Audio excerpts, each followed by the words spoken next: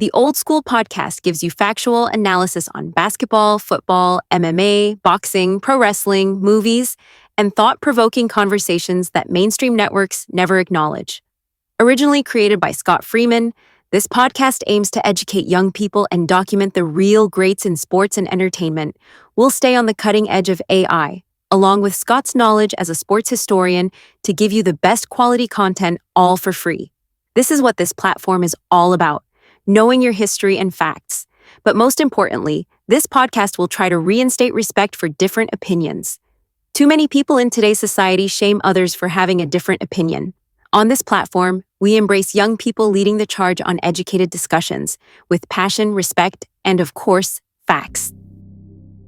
The fantasy matchup between Fedor Emelianenko and Mike Tyson is the kind of fight that makes combat sports fans dream. Imagine the pure, unadulterated power of Iron Mike colliding with the stoic, seemingly invincible force of the Last Emperor. Tyson, in his prime, was a whirlwind of aggression. His footwork was phenomenal, allowing him to close distances rapidly and unleash devastating combinations. His jab was a weapon in itself, setting up his thunderous hooks and uppercuts that could end a fight in an instant. He possessed incredible knockout power in both hands, and his aura of invincibility was palpable. Opponents often seemed intimidated before the first bell even rang. Fedor, on the other hand, was a different kind of predator. He wasn't as flashy as Tyson, but his efficiency and effectiveness were unmatched. His striking was powerful and precise, often delivered with a surprising speed for a heavyweight. But where Fedor truly excelled was in his grappling. He had a black belt in judo and sambo, and his ability to transition from striking to submissions was seamless. He could take an opponent down, control them on the ground, and finish them with strikes or a submission hold. His chin was legendary, and his composure under pressure was remarkable. He rarely looked hurt, even when absorbing significant damage. The stylistic clash would be fascinating. Would Tyson be able to overwhelm Fedor with his relentless pressure and brute force? Could he land those fight-ending shots before Fedor could implement his game plan? Or would Fedor weather the early storm, perhaps absorb some of Tyson's best shots, and then use his superior grappling to neutralize Tyson's offense and find a finish on the ground? The tactical battle would be as intriguing as the physical one. Tyson's explosive power versus Fedor's technical prowess and resilience.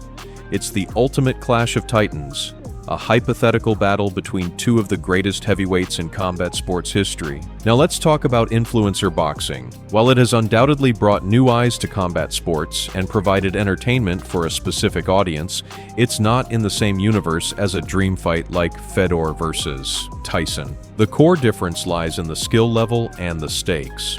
Fedor and Tyson were lifelong martial artists, dedicating their lives to perfecting their craft.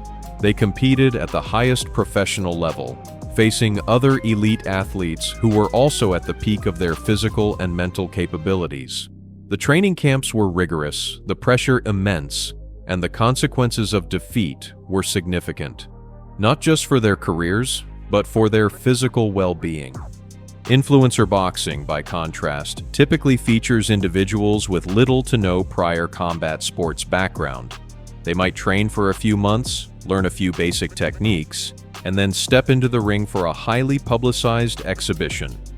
The skill disparity between the fighters is often vast, leading to bouts that can be awkward, slow, and at times even dangerous due to a lack of fundamental defensive abilities. The knockouts are often a result of one fighter being completely untrained and unable to defend themselves, rather than a display of superior boxing technique. The motivations are also different. For Fedor and Tyson, boxing and MMA were their careers, their passion, and their livelihoods. They fought for pride, for legacy, and for the championship belts. For influencers, the primary motivators are often fame, money, and the engagement generated by spectacle. The fights are less about the purity of the sport and more about the entertainment value of seeing public figures engage in a physical contest regardless of their actual ability. The level of competition is incomparable. Fedor and Tyson fought against legends, against fighters who pushed them to their absolute limits. The strategies, the endurance, the mental fortitude required to win those fights are on an entirely different plane. Influencer boxing often lacks this depth. The competitors are not truly competitors in the traditional sense. They are entertainers playing at being fighters. Furthermore, the risk and reward are skewed. While there are risks involved in any physical confrontation, the fighters in professional bouts like Fedor versus Tyson are seasoned professionals who understand and manage those risks. For influencers, the risks are often amplified by their lack of experience, while the rewards are disproportionately high in terms of financial gain and social media buzz. In essence, Fedor versus Tyson represents the pinnacle of combat sports, a clash of true warriors with unparalleled skill and dedication. Influencer boxing is more akin to a celebrity charity match or a reality show spectacle. It can be fun to watch, and it has its place, but it doesn't hold the same reverence or respect as a genuine contest between two of the greatest fighters to ever live. It's the difference between watching a master craftsman at work and watching a talented amateur dabble in a craft.